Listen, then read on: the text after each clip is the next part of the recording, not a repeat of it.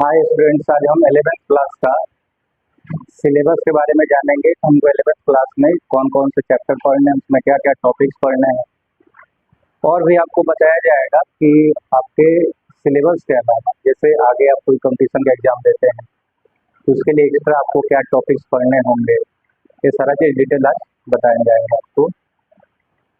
तो हम यहाँ सिलेबस नोट कर देते हैं और उसको डिटेल फिर हम समझा दें कि कौन से पहले चैप्टर पढ़ने होंगे ताकि आपको लॉजिकली मैथ को समझ में आए।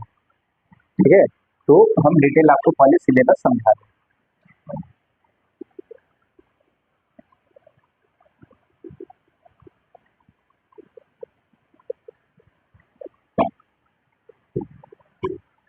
फर्स्ट चैप्टर आप लोग को पढ़ना है समुच्चय।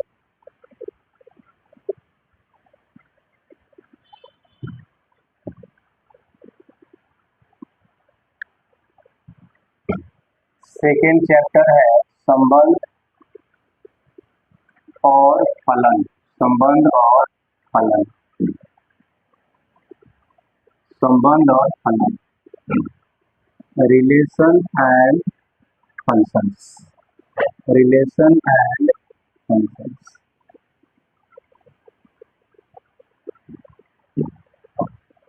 थर्ड चैप्टर है आपका त्रिकोणमितीय फलन। त्रिकोणमितीय फलन।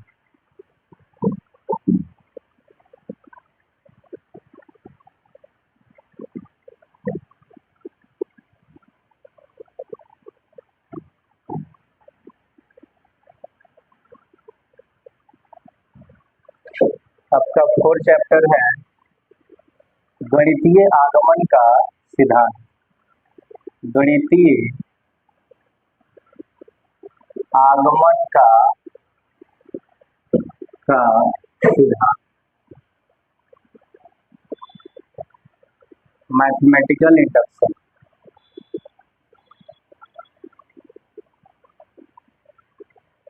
मैथमेटिकल। तो ये जो चैप्टर है 4 वो आपको सिलेबस से हटाया गया, ठीक है, लेकिन ये चैप्टर बहुत ही इम्पोर्टेंट है। आगे आपके कोई कंपटीशन एग्जाम, कॉम्पिटिटिव एग्जाम के लिए ये चैप्टर बहुत ही इम्पोर्टेंट है।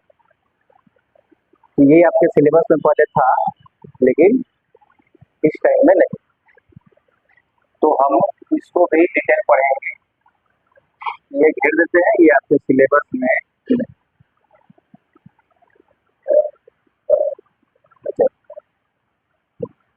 फिफ्थ चैप्टर है आप लोग का सम्मिश्र संख्याएं। सम्मिश्र संख्याएं।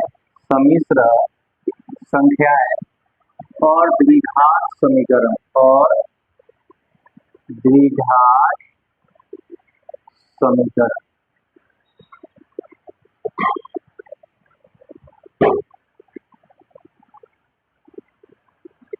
Complex numbers and quadratic equation. Quadratic equation.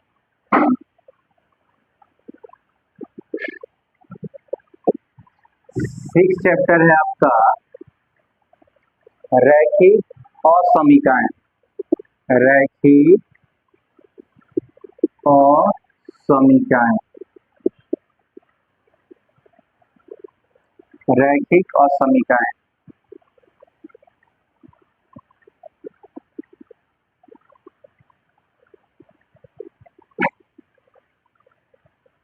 Linear inequality. Seven chapter है आपका क्रमचय तथा संचय। क्रमचय तथा संचय। Permutation and combination.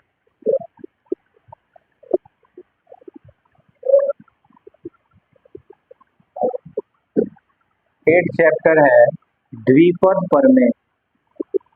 द्विपद प्रमेय। Binomial theorem. Binomial theorem. द्विपद प्रमेय। 9 चैप्टर है आपके सीक्वेंस एंड सीरीज, अनुक्रम तथा श्रेणी, अनुक्रम तथा श्रेणी।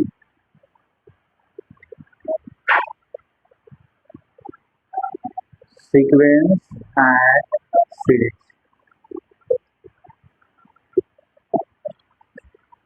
10 चैप्टर है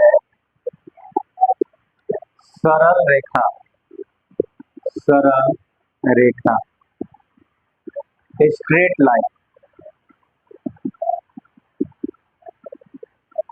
स्ट्रेट लाइन।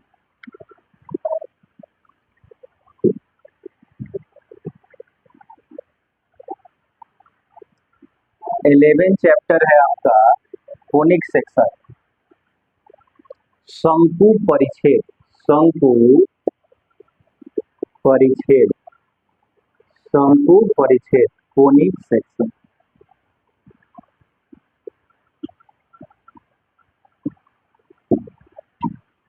12 चैप्टर है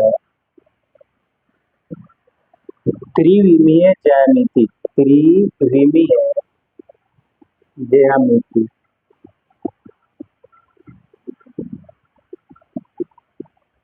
3 dimensional geometry, 3 dimensional geometry.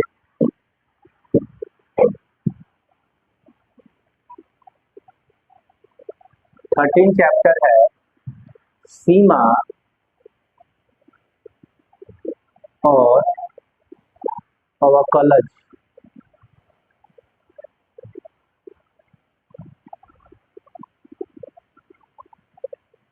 Limits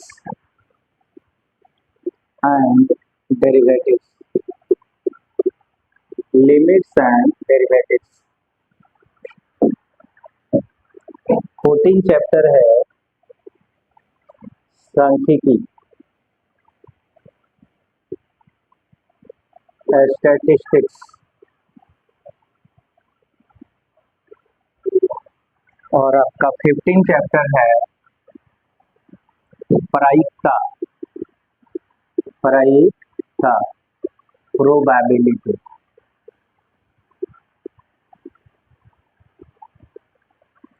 ये आपके टोटल चैप्टर्स हैं, सभी चैप्टर आपको पढ़ने हैं। तो ये सब चैप्टर में हम लोग को पढ़ना क्या है, थोड़ा सा हम लोग समझ लेते हैं कि कोई चैप्टर हम पहले क्यों स्टार्ट करेंगे। ठीक है, और इसमें से कोई भी चैप्टर कभी भी स्टार्ट नहीं किया जा सकता, सब एक दूसरे से रिलेटेड है। कुछ रिलेटेड नहीं है लेकिन कुछ इसमें रिलेटेड है। जैसे कोई टॉपिक हम स्टार्ट करने से पहले, जैसे हम इसमें से स्टार्ट कर ले अगर रैखिक असमीकाएं, इसका सॉल्यूशन हम लोग को सेट में देना होता है, तो सबसे पहले हमको सेट जानना पड़ेगा। तो सब एक दूसरे से कैसे रिलेटेड है वो हम समझा देते हैं। समुच्चय जो चैप्टर है, समुच्चय, समुच्चय जो चैप्टर है, इसमें हम लोग को कलेक्शन पढ़ना होता है, डिस्टिंक्ट ऑब्जेक्ट्स का कलेक्शन पढ़ना होता है। ठीक है, और उसके बाद इसमें टाइप्स ऑफ आपके सेट्स मिल जाएंगे, मतलब समुच्चय के प्रकार, सबसेट, ये सारी चीजें इसमें डिटेल मिलेंगे आपको। संबंध और फलन, तो संबंध होता है समुच्चय पर, तो अगर हम समुच्चय नहीं जानेंगे तो हमको संबंध क्लियर नहीं हो पाएगा, समझ में ही नहीं आएगा संबंध।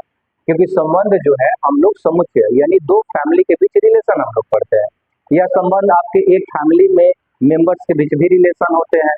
तो जब से पहले हम लोग को समुच्चय नहीं समझ में आएगा फिर संबंध नहीं समझ पाएंगे। तो संबंध के लिए हमको सबसे पहले समुच्चय पढ़ना होगा। देखिए डायरेक्शन हम इंक्लूड कर देते हैं, फिर पहले समुच्चय पढ़ेंगे तब संबंध। और जो एक फलन है वो संबंध का ही प्रकार है। एक फलन जो है टाइप्स ऑफ संबंध है, टाइप्स ऑफ रिलेशन है। ठीक है, तो सबसे पहले हम क्या पढ़ेंगे, समुच्चय, उसके बाद संबंध, उसके बाद हम फलन पढ़ सकते हैं। ठीक है, तो ये हो गया, एरो हम शो कर दिए। त्रिकोणमितीय फलन, त्रिकोणमितीय फलन एक फलन का प्रकार है। तो जब हम फलन जानेंगे तब तो त्रिकोणमितीय फलन समझ में आएगा, उसका टाइप समझ में आएगा। तो फलन के बाद हम लोग पढ़ेंगे त्रिकोणमितीय फलन। चलिए, फलन के बाद त्रिकोणमितीय फलन। उसके बाद आगे बढ़ते हैं। गणितीय आगमन का सिद्धांत आपके सिलेबस से हटा दिया गया है, लेकिन हम इसको पढ़ाएंगे, इसको साइड में रखते हैं। सम्मिश्र संख्याएं और द्विघात समीकरण। सम्मिश्र संख्या, तो सम्मिश्र संख्या का रिलेशन आपके पीछे वाले चैप्टर से नहीं है। सम्मिश्र संख्याएं और द्विघात समीकरण, इसको आप कभी भी पढ़ सकते हो, तो इसका इधर से कोई रिलेशन नहीं। उसके बाद आते हैं रैखिक असमीका।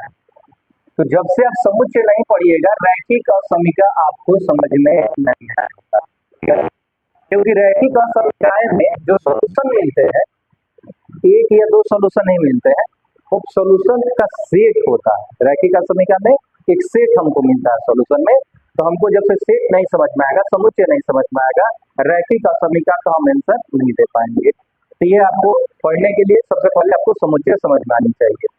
समुच्चय के बाद डायरेक्ट आप ये पढ़ सकते हो, समुच्चय के बाद आप ये पढ़ो या फिर ये पढ़ो। उसके बाद क्रमचय और संचय, तो क्रमचय और संचय का किसी से कोई रिलेशन नहीं है, इसको आप कभी भी पढ़ सकते हो।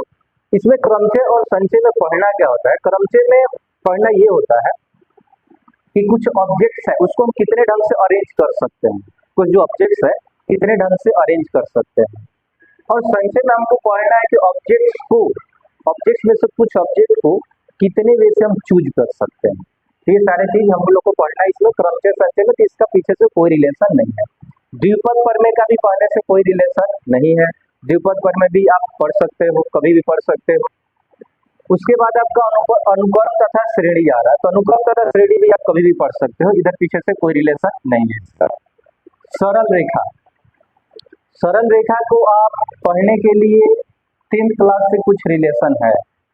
10th क्लास में जैसे हम लोग पढ़े होंगे लीनियर इक्वेशन इन 2 वेरिएबल, रैखिक समीकरण, वहां हम लोग पढ़े होंगे 2 चर में रैखिक समीकरण, तो वहां से कुछ इसमें कंसेप्ट इंक्लूड किए जाएंगे, कुछ कोऑर्डिनेट से कंसेप्ट इसमें इंक्लूड किए जाएंगे, ठीक है। यह कोऑर्डिनेट से रिलेशन है जो कि 10th क्लास में हम लोग पढ़े होंगे 2 डायमेंशन, तो वहां से रिलेट करेगा। इसमें जो भी टॉपिक रिलेट करेगा हम वो पहले बेसिक आप लोग को पढ़ा देंगे। आपको मान लिया पढ़े हो, दिमाग से निकल गया हो, ठीक है, तो सारी चीज आपको एकदम बेसिक से पढ़ाए जाएंगे, कहीं कोई डाउट ना होने वाला। शंकु परिच्छेद, तो शंकु परिच्छेद के लिए हम पहले सरल रेखा पढ़ लेंगे, क्योंकि सरल रेखा में भी हमको रेखा का समीकरण निकालना है, यानी टोटल दोनों मिला करके हमको एक चैप्टर क्रिएट होगा लोकस, यानी 5 का समीकरण, 5 का समीकरण, ठीक है। तो ये दोनों है लोकस का। लोकस में पढ़ना क्या होता है, कोई पाथ का हमको इक्वेशन फाइंड करना होता है। तो यहाँ पे स्ट्रेट लाइन है, स्ट्रेट लाइन का आपको इक्वेशन, सरल रेखा का इक्वेशन फाइंड करना है। शंकु परिच्छेद में एक आपके टाइप्स ऑफ पाथ ही मिलते हैं, जैसे सर्कुलर पाथ, इलिप्टिकल पाथ, वहां भी हम लोग को पाथ का ही इक्वेशन फाइंड करना होता है, ठीक है। तो पहले हम ये पढ़ेंगे, उसके बाद शंकु परिच्छेद पढ़ेंगे, और उसके पहले हम समझा देंगे आपको लोकस के बारे में। तो लोकस जनरल आप जान जाइए कि किसी पाथ का हम इक्वेशन कैसे फाइंड करते हैं, तो ये टोटल आप फाइंड कर सकते हो, कोई डाउट ना आएगा। त्रिविमीय ज्यामिति, तो त्रिविमीय ज्यामिति हम लोग को पढ़ना है। 10th क्लास में हम लोग पढ़े होंगे 2 डायमेंशनल ज्योमेट्री, 2 डायमेंशनल ज्योमेट्री हम लोग 10th क्लास में पढ़े होंगे। तो अब इसमें 3 डायमेंशन, इसमें स्पेस में आपको पढ़ना है, वहाँ एक प्लेन में पढ़े होंगे, ये आपको स्पेस में पढ़ने, पॉइंट को प्लॉटिंग करना। उसके बाद सीमा और अवकलज, सीमा और अवकलज, तो सीमा और अवकलज आपको तभी समझ में आएगा जब आपको फलन क्लियर होगा, मतलब ये समुच्चय, संबंध और त्रिकोणमितीय फलन भी। सीमा और अवकलज समझने के लिए 1 2 3 ये 3 चैप्टर आपको क्लियर होने चाहिए, तब आपको सीमा और अवकलज अच्छा से समझ पाएगा। उसके बाद है आपका सांख्यिकी, तो सांख्यिकी आप 10th में पढ़े होंगे, इसी को थोड़ा सा आगे बढ़ाया हुआ है, तो 10th क्लास से रिलेट करेगा। पहले हम 10th वाले पढ़ाएंगे, फिर इसके बाद यहाँ पे आएंगे। परीक्षा, तो परीक्षा का भी आपको इधर से कोई रिलेशन नहीं है। परीक्षा का रिलेशन होता है परमुटेशन कॉम्बिनेशन से, ठीक है, और उसमें लेवल बढ़ाया जाएगा, तो परमुटेशन कॉम्बिनेशन का कंसेप्ट इसमें यूज आएगा। इधर लिखे होंगे कहीं क्रमचय संचय, इसका कंसेप्ट इसमें यूज आएगा। तो पहले हमको ये पढ़ना होगा, तब जाके आपको परीक्षा समझ में आएगा, और इससे पहले 10th क्लास में जो परीक्षा हम लोग पढ़े होंगे वो मेरा क्लियर होनी चाहिए। इस तरह से आप डिटेल पढ़िएगा तो कहीं कोई प्रॉब्लम नहीं आना है, सब मैथ आपको लॉजिक से समझ में आते चले जाएंगे।